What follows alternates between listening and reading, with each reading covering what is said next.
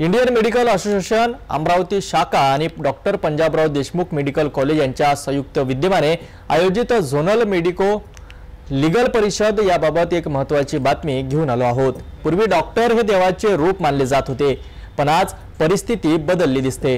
रुग्ण आणि डॉक्टर यांच्यातील संबंधामध्ये आलेले तणाव आणि कायदेशीर गुंतागुंत यावर प्रकाश टाकण्यासाठी ही परिषद आयोजित करण्यात आली आहे। या 2 दिवसीय कॉन्फरन्समध्ये आम्ही doctor patient relationship, communication skill, professional ethics आणि यासारखे अनेक विषय हाताळणार आहोत, ज्यामध्ये डॉक्टर रुग्णांना सेवा देताना आणखीन चांगली सेवा देऊ शकतील आणि मधल्या काळाचे डॉक्टर आणि पेशंट यांच्यामध्ये जे संबंध जरा थोडी दुरावलेले असे आपल्याला जाणवतात, ते संबंध सुधारण्यामागे आणि पेशंटच्या केअर घेण्यामागे डॉक्टर लोक आणखीन अग्रेसर होतील आणि एक प्रकारे आपला समाज पेशंट चांगले राहतील।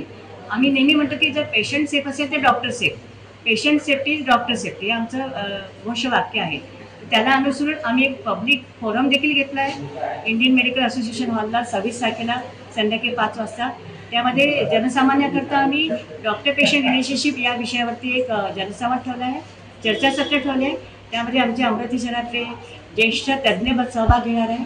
तशी 2 दिवसीय अंचल लेवलला किंवा झोनल लेवलला जी मेडिकल कॉन्फरन्स आहे, त्या कॉन्फरन्सची न्यूज पूर्ण वृत्तपत्रांद्वारे सगळ्या डॉक्टरांपर्यंत पोहोचेल आणि जवळपास 450 ते 450 डॉक्टरांचं याकरता रजिस्ट्रेशन झालं आहे आणि डॉक्टर पण या कॉन्फरन्सचा फायदा घेतील, पण त्यासोबतच पब्लिक किंवा जनमानस या पब्लिक फोरममध्ये सहभाग घेऊन त्यांना देखील आमच्या गायडन्सचा किंवा आमच्या नॉलेजचा फायदा होईल आणि डॉक्टर पेशंट रुग्ण संबंध ज्याला म्हणतो ते सुधारण्यामागे या कॉन्फरन्सचा आणि या पब्लिक फोरमचा नक्कीच हातभार लागेल, ही आमची इच्छा, मानसिक इच्छा आहे। या 2 दिवसीय परिषदेमुळे वैद्यकीय क्षेत्रातील कायदेशीर पैलूंवर अधिक प्रकाश पडेल आणि डॉक्टर रुग्ण संबंध अधिक रूढ होण्यास मदत होईल अशी अपेक्षा आहे।